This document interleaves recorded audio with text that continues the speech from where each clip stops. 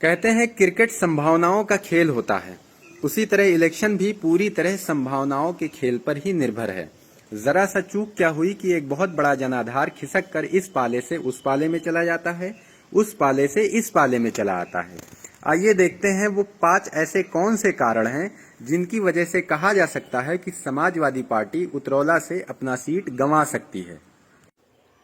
Samajwadi party का उतरौला विधानसभा से संभावित हार के 5 कारणों में से पहला कारण है प्रत्याशी का बाहरी होना। सबसे बड़ी चीज है इनसिक्योरिटी। वो जनवादी पार्टी जो भारतीय जनता पार्टी में थी अब तक, अब जब वो अखिलेश यादव के गोद में आकर बैठ गई है और सीटों का बंटवारा कुछ इस तरह से हुआ है कि जनवादी पार्टी उतरौला के खाते में आ गई। यानी अब जनवादी पार्टी उर्फ समाजवादी पार्टी बनकर इलेक्शन लड़ रही है, एक बाहरी व्यक्ति को उतरौला से चुनाव लड़ा रही है।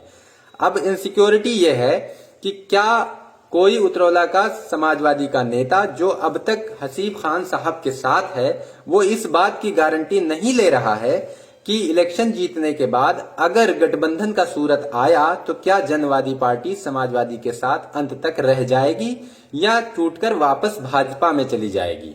इसके अलावा उतरौला से एक बाहरी व्यक्ति का चुनाव लड़ना उतरौला के लिए कुछ इस तरह है कि फसल किसी और ने बोई, मेहनत किसी और ने किया, खाद पानी किसी और ने डाला और जब फसल काटने की बारी आई तो एक बाहरी व्यक्ति को लाकर फसल कटवा दी गई।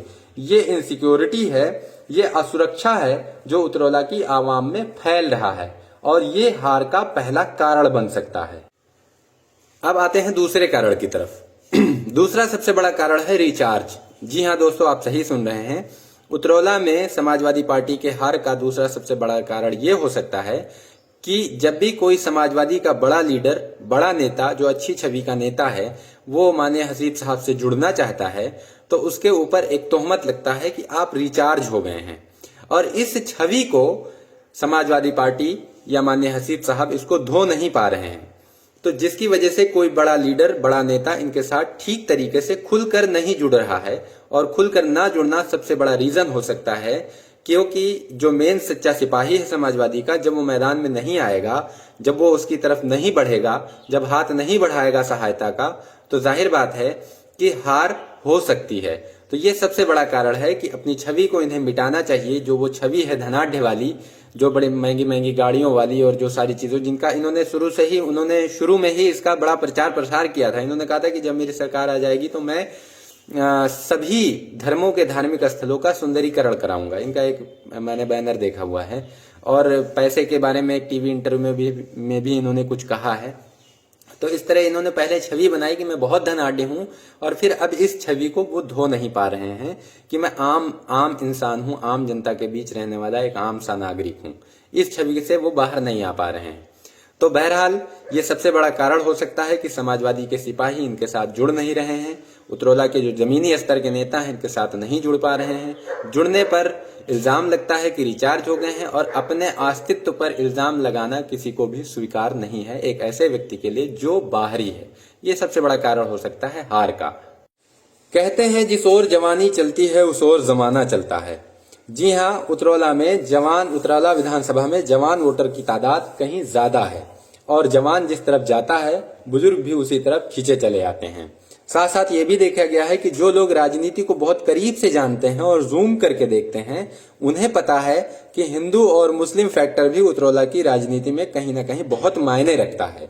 अब इस बार देखा गया है कि हिंदू वोटर 4 हिस्सों में बटे हुए हैं, राम प्रताप वर्मा जी से, धीरू भाई से, राम प्रताप वर्मा पहलवान से और समाजवादी से जुड़े हुए नए नए समाजवादी लीडर जो कि पहले भाजपा में थे, रामदयाल यादव जी की तरफ। और मुस्लिम वोटर जो है उनको कहीं ना कहीं असदुद्दीन ओवैसी की पार्टी, जो कि एक धाकड़ लीडर हैं, धाकड़ नेता हैं, अपनी तरफ से उन्होंने अपनी तरफ आकर्षित कर लिया है। और कहीं ना कहीं अब्दुल मन्नान साहब जो हैं वो MIM की तरफ से यानी मजलिस से इत्तेहादुल मुस्लिमीन की तरफ से जवानों को पूरी तरीके से अपनी ओर आकर्षित कर चुके हैं और पूरी मुस्लिम लॉबी लगभग उन्हीं की तरफ खिसक गई है।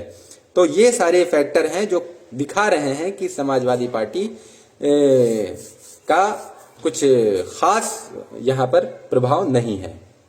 अब आते हैं चौथे कारण की ओर, महिलाएं। जी हाँ, उतरौला विधानसभा में महिलाओं के वोट का समीकरण बहुत ज्यादा है और हसीब खान साहब के पास महिला विंग के नाम पर कोई भी नहीं है। या एक आध होंगे कभी नाम नहीं सुना गया है, ना मंजरे आम पर किसी को देखा गया है, किसी लेडी अधिकारी को, किसी समाजवादी लेडी महिला को जो कि हसीब खान की तरफ से प्रचार प्रसार कर रही हो, महिला विंग की कोई अध्यक्ष या उपाध्यक्ष या प्रदेश अध्यक्ष या किसी भी तरह का कोई नाम ऐसा सामने नहीं आया है। तो महिलाओं को आकर्षित नहीं कर पा रहे हैं ये लोग, और महिलाओं को आकर्षित ना करना सबसे बड़ी वजह हो सकती है। तो महिलाओं को आप लोग जो है जरा गौर करें, क्योंकि उनके बिना न घर चलता है न सरकार। अब आते हैं पांचवें कारण की तरफ। पांचवा कारण है माननीय हसीब साहब के बड़े बोल। जी हाँ, ये इलेक्शन है कोई छंद बरदाई द्वारा रचित पृथ्वीराज रासो नहीं है कि हम अपने राजा के गुण गाते रहेंगे। ये इलेक्शन है, यहाँ पर आपके समर्थक भी होंगे और विरोधी भी होंगे, लेकिन आपका ये कहना कि विरोधियों को 5 साल 50 साल की तरह भारी हो जाएगा, ये कहीं ना कहीं जनता में असहजता पैदा करता है। इसके साथ साथ इसके अलावा कई ऐसे बोल हैं जो जनता को नागवार लग सकते हैं, नागवार गुजर सकते हैं। आपके साथी, आपके साथ खड़े होने वाले लोगों को मंच से उतार देना या बड़े साथियों का सम्मान न करना या पुराने समाजवादियों का सम्मान न होना, इन सब का बड़ा कारण हो सकता है आपकी हार का।